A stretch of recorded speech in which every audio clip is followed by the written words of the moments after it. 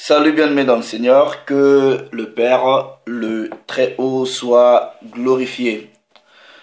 Voilà, comme d'habitude, c'est toujours pour moi, votre frère, un grand plaisir de venir vous parler. Le titre de ce petit partage, c'est « Sommes-nous pleinement dans la nouvelle alliance ?» Donc, il y a un point d'interrogation qui veut signifier que c'est une question. Je répète, sommes-nous pleinement dans la nouvelle alliance? Je suis conscient que cette vidéo va sembler surprenante pour beaucoup de personnes. Ok, donc je vous demande juste de la patience. Nous allons aller dans les Écritures pour voir si les Écritures peuvent déterminer si nous sommes réellement ou pleinement dans la nouvelle alliance ou nous ne le sommes pas. Donc avant de commencer ce discours, je vous prie d'abord de prendre vos Bibles, mais je dois d'abord rendre toute la gloire au Créateur de toutes choses, au Père, au Très-Haut qui est notre pouvoir, au Très-Haut qui est notre puissance. Père, que ton nom soit glorifié, que ton nom soit glorifié en ce jour. Que ton règne vienne dans cette dimension tel qu'il est établi là où réside ta magnificence. Donc à ton Christ, à ton Fils, au premier-né, au Mashiach, je dis un double honneur. Donc je salue la fille de mon peuple, le fils de mon peuple, la fille et le fils des nations païennes, à toutes ces personnes-là qui aiment véritablement ta parole, avec sincérité de cœur et avec amour profond. Bénis-les, sanctifie-les corps, âme et esprit, que leurs âmes soient trouvées irrépréhensibles, c'est-à-dire sans souillure, jusqu'à ce que tu décides d'envoyer ton Fils. Voilà, donc souviens-toi aussi de mes frères qui, au travers le monde, partout où ils se trouvent, qui prêche ta parole, qui enseigne ta parole avec sincérité de cœur et avec pureté de l'amour qu'ils ont pour ta parole. Souviens-toi aussi d'eux. Donc voilà, sommes-nous pleinement dans la nouvelle alliance? Le mot clé ici, ça ne va pas être nouvelle alliance. On va rentrer un peu dans la nature des mots. Mais le mot central pour comprendre ce partage, ça va être le mot pleinement. Pourquoi cet adverbe pleinement? Ok? Donc, si vous comprenez déjà pas la nature des mots, vous allez venir, comme d'habitude, accuser à tort et à travers, juste parce que vous prenez pas le temps d'écouter les gens, vous prenez pas le temps de décortiquer, d'analyser ce que la personne vous dit. Il y en a même, j'ai vu, qui mettent des commentaires. Je viens juste à peine de télécharger la vidéo. Vous mettez déjà un commentaire sans avoir même fini la vidéo. Et quand vous vous rendez compte que vous avez dit des bêtises, vous effacez vos commentaires vous-même. Bref, donc, dans la conscience populaire, ok, des gens, et surtout dans le christianisme, on va nous faire comprendre que on est dans la nouvelle alliance. Mais est-ce que nous sommes pleinement dans la nouvelle alliance? Donc je vous prie de prendre vos Bibles. Nous allons aller dans les Écritures pour voir. Ok? Donc le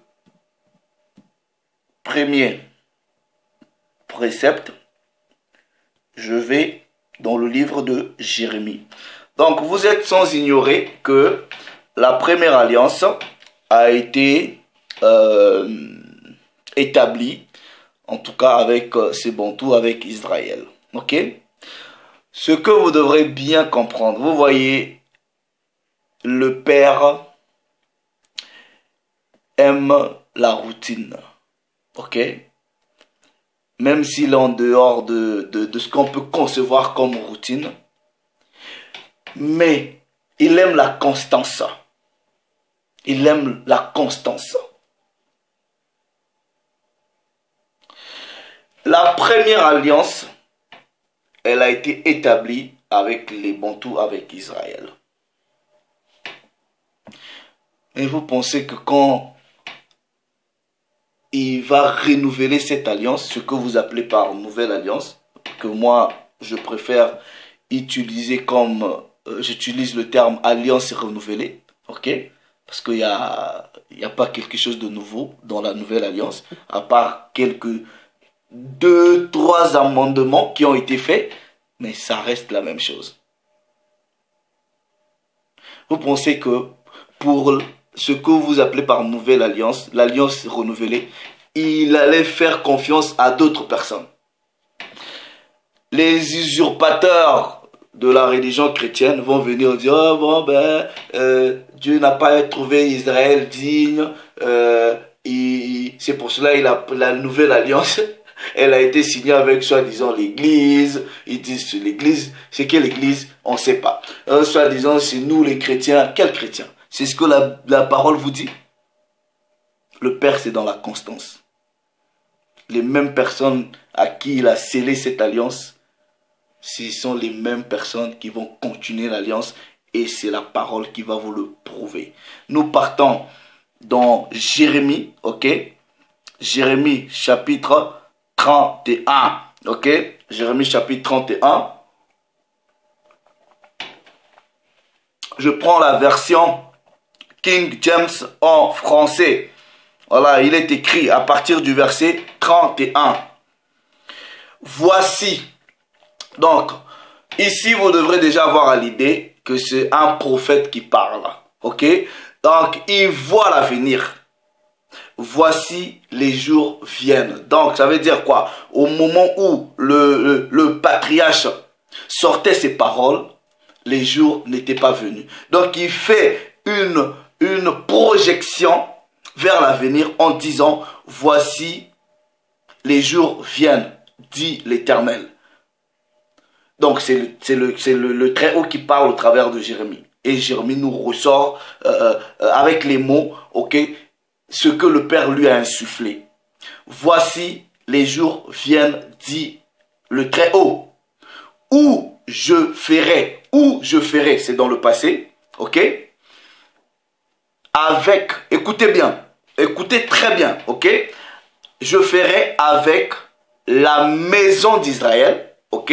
Premièrement, il y a la maison d'Israël et la maison de Juda. Une alliance nouvelle. Donc, il y a deux maisons. Maintenant, vous vous dites, bah, maison d'Israël, maison de Juda. Est-ce que c'est pas la même chose? Est-ce que... Non. Non. C'est deux maisons différentes. Mais c'est un même peuple. Pourquoi il y a eu deux maisons? On va vous expliquer. Ces maisons-là, ça représente les deux royaumes des Bantous, des deux royaumes d'Israël qui ont été séparés. Le royaume du sud et le royaume du nord. Le royaume du sud, c'est ce qu'on appelle la maison de Juda.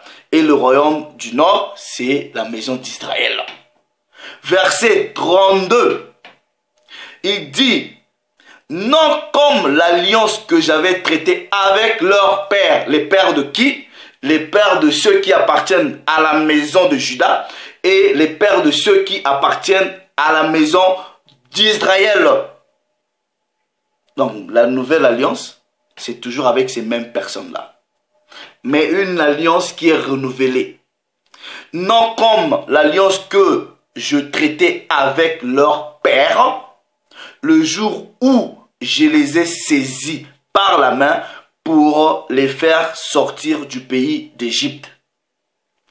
Alliance qu'ils ont violée. Donc vous savez que les patriarches, les pères avaient violé la première alliance. Alliance qu'ils ont violée, quoique je fusse leur maître, dit le Très-Haut. Verset 33. Regardez maintenant. Regardez. Ok? Mais voici l'alliance que je ferai avec la maison d'Israël. Maintenant, vous allez comprendre que dans le verset 33, on parle plus de la maison de Juda.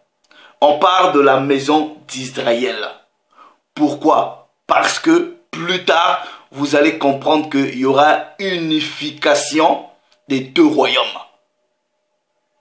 Dans la plénitude de cette nouvelle alliance. Mais cela n'est pas encore arrivé. Mais voici l'alliance que je ferai avec la maison d'Israël. Ok? Après ces jours-là, dit l'Éternel, regardez bien, je mettrai quoi? Ma loi. Vous pouvez pas vous en passer de la loi. Je mettrai ma loi au-dedans d'eux. Je l'écrirai dans leur cœur. Je serai leur Dieu. Et ils seront mon peuple. Qui? Maison d'Israël. Mais non. Regardez, une des grandes clauses de cette nouvelle alliance, c'est le verset 34. Verset 34. Donc, dans la plénitude de l'alliance nouvelle, ok, on vous dit, celui-ci n'enseignera plus son prochain. Ah. Est-ce qu'aujourd'hui, vous n'avez pas besoin des... On vous enseigne. Vous avez toujours des enseignants. Mais on vous dit ici, quand la véritable alliance renouvelée là, sera dans sa plénitude, personne n'enseignera les histoires du Très-Haut à qui que ce soit. Parce que la loi sera écrite au-dedans du cœur. Celui-ci n'enseignera plus son prochain, ni celui-là son frère en disant « Connaissez le Très-Haut ». Car tous, on ne dit pas certains, tous de la maison d'Israël me connaîtront depuis le plus petit, ok, jusqu'au plus grand, dit le Très-Haut. Car je pardonnerai leur iniquité et je ne me souviendrai plus de leur péché. Donc, la plus grande clause de l'alliance renouvelée ou de la nouvelle alliance, si vous voulez, c'est que vous n'avez pas besoin d'enseignants. C'est ça. Voilà. Jusqu'à aujourd'hui, vous avez toujours besoin que les gens viennent vous enseignent. Vous êtes toujours dedans? Non. Nous repartons au verset 31. Voici les jours viennent où je ferai avec la maison d'Israël et la maison de Juda une nouvelle alliance. Donc je vous avais dit, c'était deux maisons qui représentaient deux royaumes, puisque les Bana Yashara là, je pense après Salomon là, il y a eu séparation, ok,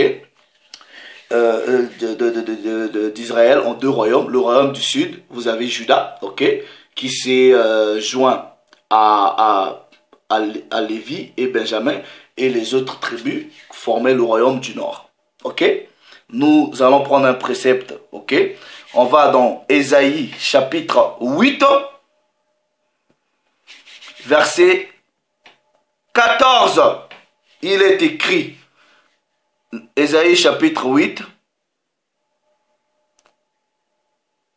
voilà, chapitre 8, verset 14, version King James française, il est écrit: et il sera un sanctuaire, mais aussi une pierre d'achoppement, un rocher de scandale pour les deux maisons d'Israël.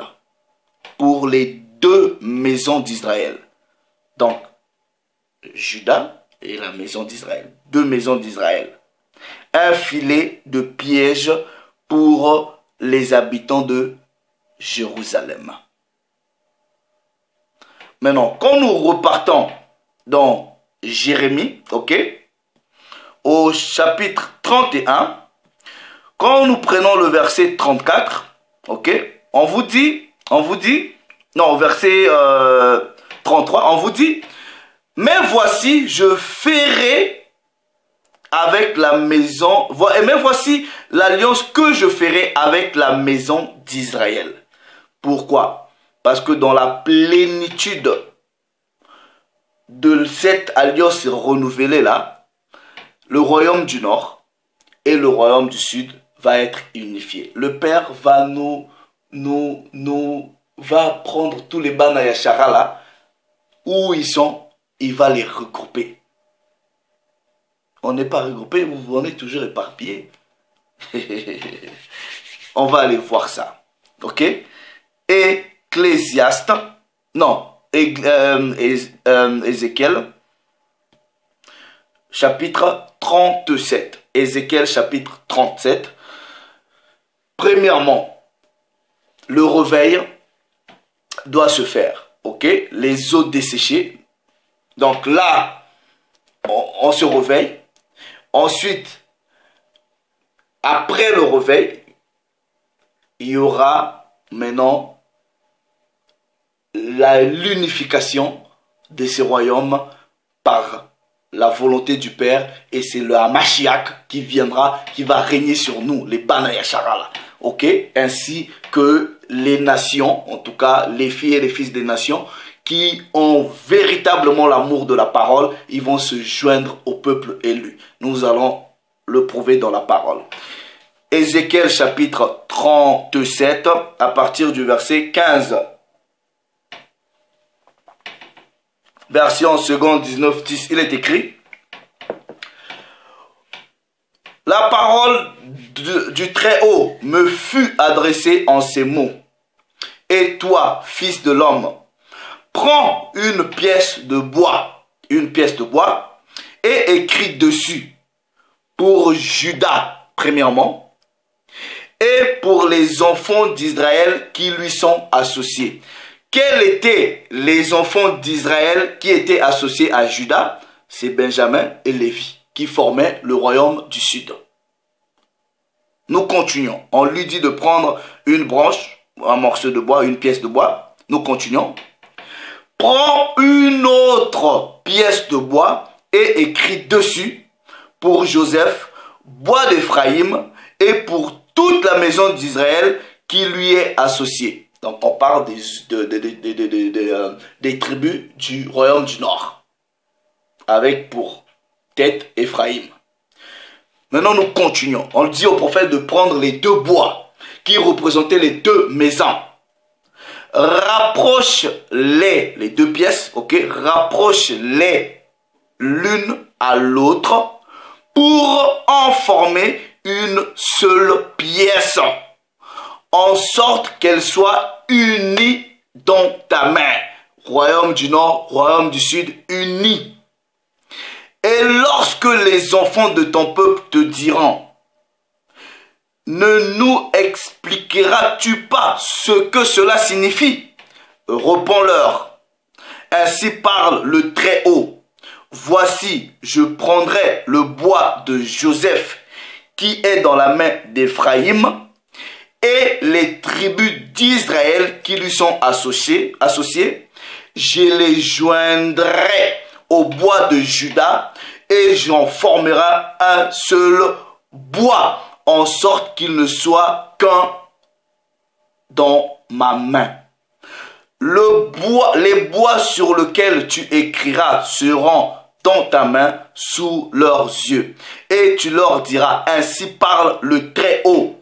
Voici, je prendrai, écoutez bien, je prendrai les enfants d'Israël du milieu des nations. Il doit y avoir un rassemblement.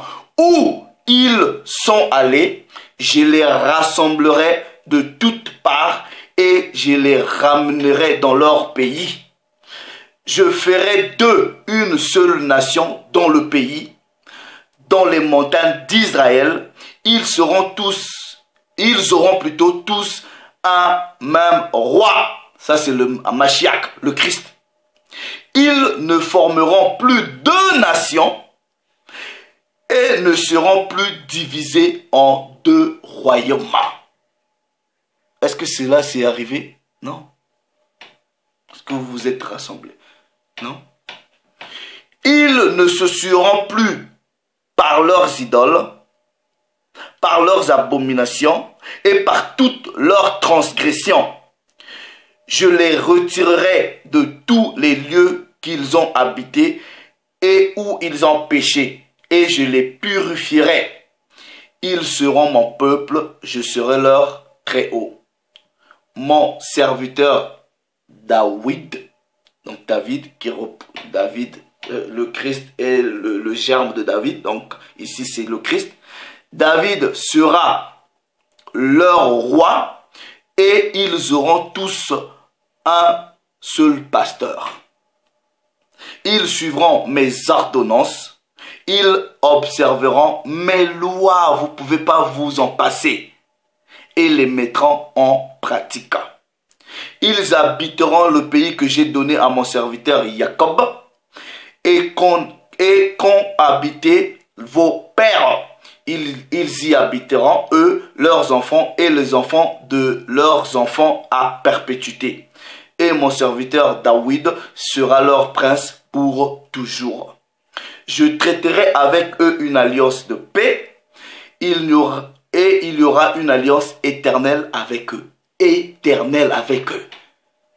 D'où vous avez eu l'idée que cette alliance-là, c'est quitté entre nos mains, c'est parti chez les autres. Non, éternel. Vous parlez de quoi? Je les établirai, je les multiplierai, je placerai mon sanctuaire au milieu d'eux pour toujours. Ma demeure sera parmi eux, je serai leur Très-Haut et ils seront mon peuple. Maintenant. Et les nations sauront que je suis le Très-Haut qui sanctifie Israël lorsque mon sanctuaire sera pour toujours au milieu d'eux. La parole est claire. Ok? Maintenant, même quand le Hamashiach était venu dans cette réalité, mais il enseignait, non? Les gens avaient toujours besoin d'écouter la parole. Il y avait les docteurs de la loi. Oui. Mais une clé centrale de la nouvelle alliance, quand vous êtes dans la plénitude, c'est que le royaume doit être établi. Et dès que le royaume est établi, le Père va insuffler, en tout cas, à ses fils, à ses choisis, et aux nations qui vont se joindre à son peuple. Il va écrire ces lois-là dans nos cœurs. Donc, vous n'avez pas besoin des enseignants dans la plénitude de la nouvelle alliance. Ce que vous devrez comprendre, c'est que l'alliance renouvelée ou la nouvelle alliance a été juste introduite. Mais vous n'êtes pas dans la plénitude. Nous allons voir cela dans les Écritures. Pourquoi? Nous partons dans Actes des Apôtres au chapitre 1er, ok, du verset 6.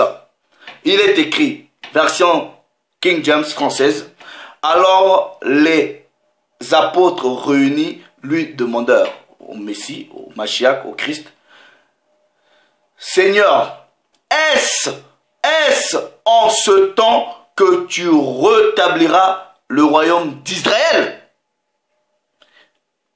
Il leur répondit, ce n'est pas à vous de connaître les temps ou les moments que le Père a fixés de sa propre autorité. Donc, preuve que même à cette époque-là, le royaume n'était pas encore remis avec ceux que le Père avait signé cette alliance. Mais qu'est-ce que le Christ lui-même a fait? Par sa mort, par le sacrifice parfait, il a juste introduit cette alliance. Il a juste introduit son peuple et les nations, les filles et les fils des nations qui aiment véritablement la parole du Père sur une plateforme. Parce que quand la nouvelle alliance ou l'alliance renouvelée va rentrer dans sa plénitude, quand le royaume sera rétabli, c'est en ce moment-là que nous allons vivre la plénitude de cette alliance. Pourquoi? Il est écrit dans Luc, ok? Luc chapitre 22 du verset 20. Il est écrit: il prit de même la coupe après le souper et la leur donna en disant: cette coupe est la coupe, est la nouvelle alliance en mon sang. Pas nouvelle alliance de mon sang, en mon sang. Ok, vous rentrez, donc on vous fait immerger dans ce sang-là, ok. Cette coupe est la nouvelle alliance ou l'alliance renouvelée en mon sang qui sera répandue pour vous. Qui? C'est toujours les Banaya Charal. Comme le patriarche l'avait déjà énoncé dans Jérémie chapitre 31. Donc ici, il introduit l'alliance dans cette représentance symbolique de cette coupe-là qui représentait son sang. Et le sang représentait en tout cas le supplice sur le poteau que vous pouvez comprendre comme soi-disant la croix. Voilà sa mort expiatoire. C'est pour cela, dans Hébreux, chapitre 8, ok? À partir du verset 8, il est écrit: car c'est avec l'expression d'un blâme que le Seigneur dit à Israël: voici, les jours viennent, dit le Seigneur, où je ferai avec la maison d'Israël et la maison de Juda une nouvelle alliance. Non comme l'alliance que je traitais avec leur père, le jour où je les saisis par la main pour les faire sortir du pays d'Israël. Car ils n'ont pas persévéré dans mon alliance, et moi aussi je ne me suis pas soucié d'eux, dit le Très-Haut. Mais voici l'alliance que je ferai avec la maison d'Israël. Après ces jours-là, dit le Très-Haut, je mettrai mes lois dans leur esprit, ok? Je les écrirai dans leur cœur, et je serai leur Dieu, et ils seront mon peuple. Aucun n'enseignera plus son concitoyen, ni aucun frère en disant: connais le Très-Haut, car tous me connaîtront, depuis le plus petit jusqu'au plus grand d'entre eux. Parce que je pardonnerai leur iniquité, et je ne me souviendrai plus de leurs péchés. En disant une alliance nouvelle, il a déclaré la première ancienne. Or, ce qui est ancien, c'est ce qui a vieilli et prêt à disparaître. La parole est claire. Vous ne pouvez pas dire que vous êtes dans la plénitude de la nouvelle alliance au moment où vous avez toujours besoin qu'on vous enseigne. Les lois là ne sont pas encore inscrites dans notre cœur. On a toujours besoin d'aller ouvrir, de lire. Voilà, on a toujours besoin. Voilà. Et on n'est pas encore rassemblés de tous les coins de la terre où on a été dispersés.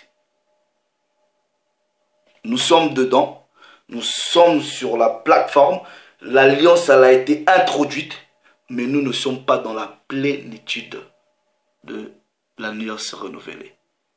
Les lois là, elles ne sont pas encore inscrites. Non. Parce que ce qui est inscrit dans votre cœur, vous n'avez plus besoin d'apprendre. Vous n'avez plus besoin, puisqu'on vous dit, personne n'enseignera à qui que ce soit. Quand le Christ était venu, il a enseigné. Après le Christ, les apôtres ont enseigné. Aujourd'hui, nous continuons à faire la même chose. Et vous dites que vous êtes dans la plénitude de l'alliance. Non. Vous êtes... Nous sommes au début. Au début. Voilà. Pourquoi? Parce que le Père est dans la constance. S'il a fait confiance à ces bantous-là dans la première alliance, vous pensez qu'il va faire confiance à d'autres personnes? Non. C'est toujours dans la constance. Il a fait les promesses au patriarche Abraham qui fera de lui. Il a signé des alliances avec lui, de génération en génération. La parole vous dit une alliance éternelle. Mais éternel, ça veut dire quoi? Forever. Ça ne meurt pas, ça finit pas.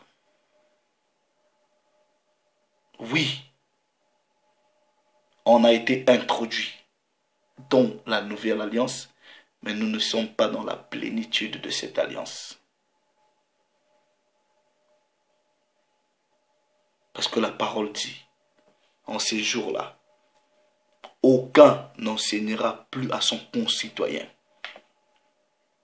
ni un autre qui dira à son frère connaît Dieu, car tous, du plus petit au plus grand, me connaîtront.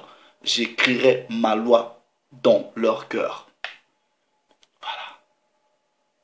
Donc, aussi longtemps que vous avez encore besoin des enseignants, nous ne sommes pas dedans. Mais le temps arrivera. Si le Père décide de nous rassembler aujourd'hui, d'établir son royaume, s'il décide d'envoyer le Maître, le Christ, voilà. Quand les disciples ont posé la question au Maître, quand est-ce? Lui-même il a dit, quant au temps fixé, voilà. C'est au Créateur lui-même. Donc voilà. J'espère que j'ai été clair. Ok. La parole, elle est là. Le Christ, par sa mort expiatoire, par son sang, nous a introduits dans l'alliance. Mais nous ne sommes pas dans la plénitude de cette alliance renouvelée, tout simplement parce que nous avons encore besoin, premièrement, des enseignants. Ensuite, les lois là ne sont pas inscrites sur nos cœurs et il n'y a pas eu rassemblement. Donc voilà, le Père s'est encore glorifié. Je vous dis un grand shalom.